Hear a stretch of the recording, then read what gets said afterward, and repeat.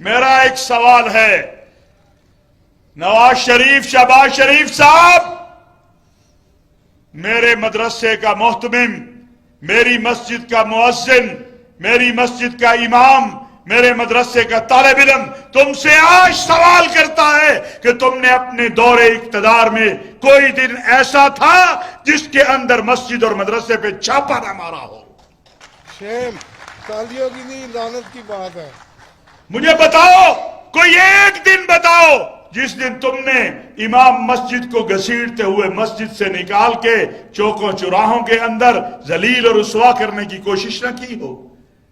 آج تمہیں مولوی ملا، پتا چلا کہ تمہیں اب قوم مسترد کر چکی ہے، اس لیے ایک مولوی صاحب کو کھڑا کیا کہ آؤ مولوی صاحب، داڑھی پگڑی والے ہیں آپ، ہمارے کرپشن کو کسی طرح بچا دو، ہماری کرپشن کو کسی طرح بچا دو۔ کہتے ہیں دیکھیں جی یہ کیوں فوج کے حق میں بات کرتے ہیں؟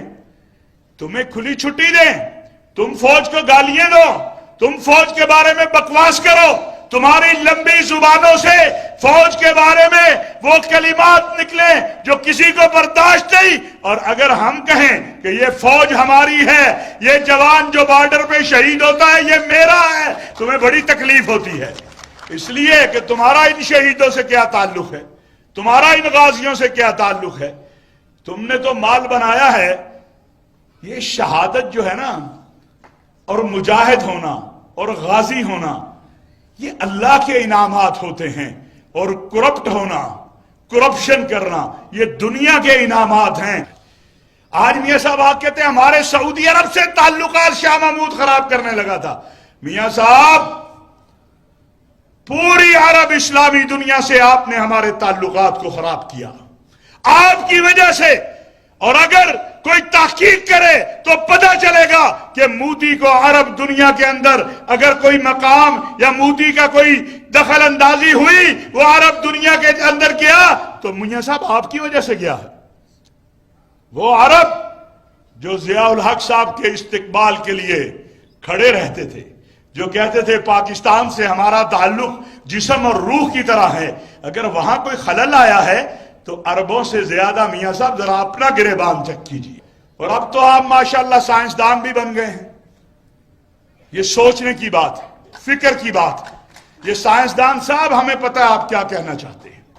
آپ پاکستان کی دفاعی تنصیبات پہ اب حملہ کرنا چاہتے ہیں۔ یہ مذاق کی بات نہیں ہے۔ کچھ لوگ کہتے ہیں انہیں پتہ نہیں چلا۔ آپ مجھے بتائیے، دنیا کے اندر کوئی ایک گولی اگر بناتا ہے تو اس کے اوپر بھی اس کا حق ہوتا ہے، اس کی نقل نہیں کی جا سکتی۔ سردار صاحب ایسے ہی ہے، اس کی نقل نہیں کی جا سکتی۔ یہ پیپر بنانے والے کی بھی سٹیپ ہوتی ہے کہ میں نے یہ پیپر بنایا ہے، اس کی نقل نہیں کی جا سکتی۔ تم نے ہمارے پورے دفاعی نظام کے اوپر سوالیہ نشان پیدا کرنے کی کوشش کی ہے۔ نواز شریف صاحب، یہ تو ملک سے وفاداری نہیں ہے، تمہاری وفاداری صرف اس وقت تک ہے جب تم اقتدار کی کرسی پہ بیٹھے رہو، تمہاری وفاداری صرف اس وقت تک ہے جب تم جو ہے اس ملک کو لوٹتے رہو۔ اور آج ایک میں سابق وزیر اعظم کو سن رہا تھا، وہ کہتا ہے میں قرآن اٹھانے کو تیار ہوں، میاں صاحب نے کبھی ایک پیسے کی کرپشن نہیں کی۔ انا للہ و انا الیہ راجعون۔ مت کرو اپنی آخرت خراب۔ آئی جی آئی کے ذرا کھاتے کھول لو، پتہ چل جائے گا لاہور جوہر ٹاؤن کیسے کیسے گیا تھا۔ اور نواز شریف صاحب، ان گواہوں میں میں زندہ ہوں، آپ زندہ ہیں۔ نہ جنرل فضل حق شہید زندہ ہے اس وقت، نہ مولانا سمیع الحق شہید زندہ ہے، نہ محمد خان جنیجو زندہ ہے۔ کیا آپ اپنے گھر کے اندر آپ نے مولانا سمیع الحق کے ہاتھ میں ہاتھ دے کے کلمہ پڑھ کے یہ نہیں کہا تھا کہ آئی جی آئی کا مجھے صدر بنا دو، میں اگلے دن شریعت بل کو نافذ کر دوں گا؟ کرو انکار نواز شریف صاحب کہ آپ نے مولانا سمیع الحق اس طرح تھا، یہ پکڑ لیں، یہ مولانا سمیع الحق کا ہاتھ تھا، یہ نواز شریف کا، یہ اس کے اوپر پھر نواز شریف نے ہاتھ رکھا، اس کے اوپر جنرل فضل حق شہید نے ہاتھ رکھا، اور نواز شریف نے کلمہ پڑھ کے کہا کہ جس دن میں وزیر اعظم بنوں گا اس سے اگلے دن شریعت بل کو نافذ کر دوں گا۔ کیا شریعت بل نافذ ہوا؟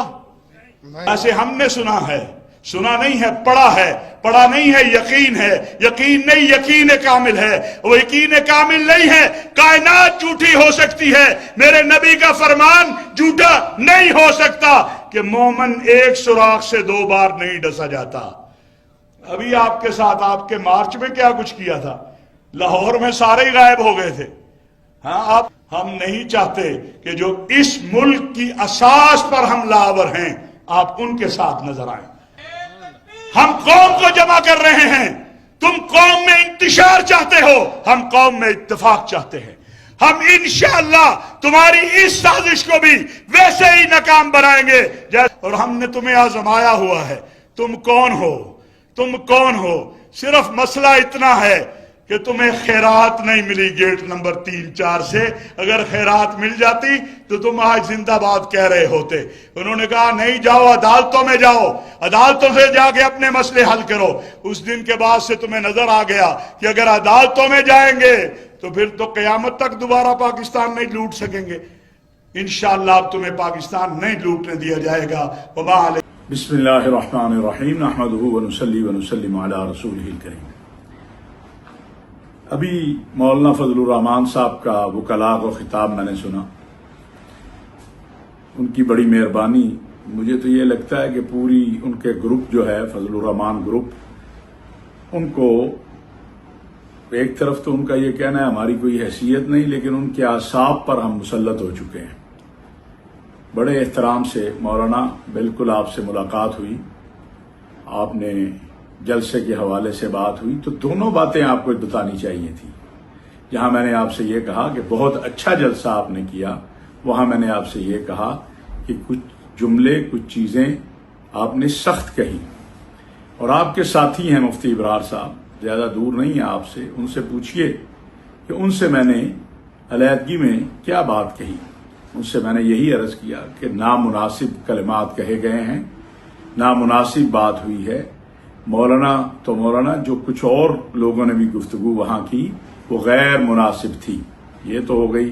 लेकिन चूंकि आपने आधी बात जिक्र की है, खुद तो आप कहते हैं आपकी पूरी बात जिक्र नहीं हुई, काश आप पूरी बात जिक्र करते।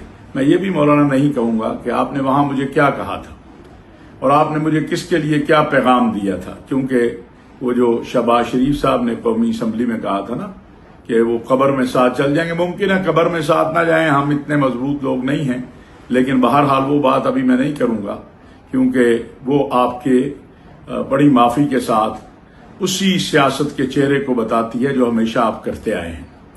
आपका एहतराम अपनी जगह, लेकिन आप गलत बयानी अगर करेंगे, आप तमस्खुर उड़ाएंगे, तो फिर आपको जवाब बड़े अदब से देना पड़ेगा।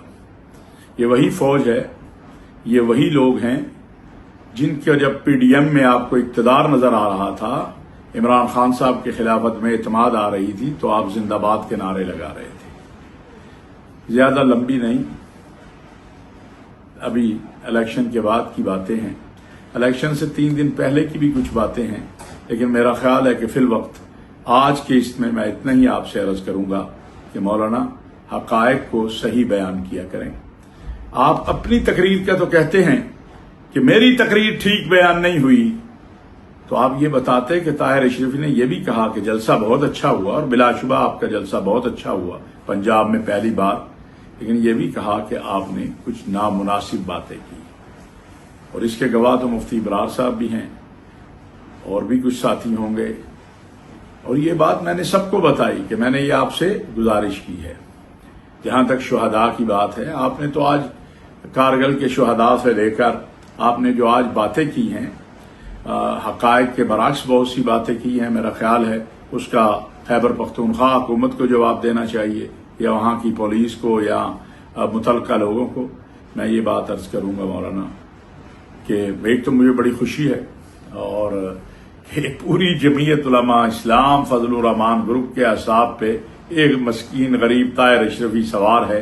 अल्हम्दुलिल्लाह सुम्मा अल्हम्दुलिल्लाह। ये माजी में भी था, ये आज नया नहीं है। ये तकरीबन 1990 से ये हाल है कि समीउल हक को ताहिर अशरफी छोड़ दे, समीउल हक के पास सिर्फ 2 ही लोग हैं, समीउल हक के पास ये है।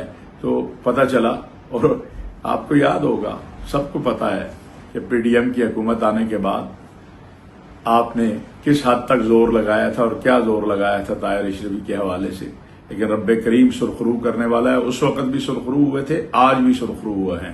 پھر ایک بار کہتا ہوں مولانا، سیاست کے میدان میں بھی، معاش کے میدان میں بھی متعین کیجیے اپنے بھائیوں میں سے کسی کو،